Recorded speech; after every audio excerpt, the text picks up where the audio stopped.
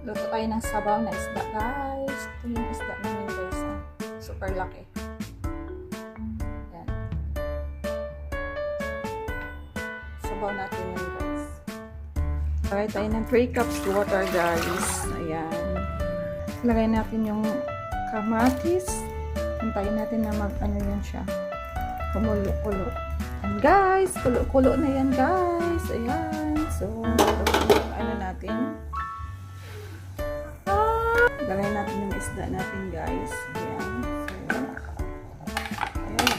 Oh, yeah. Ano yung popcorn? Malaki. Sikip.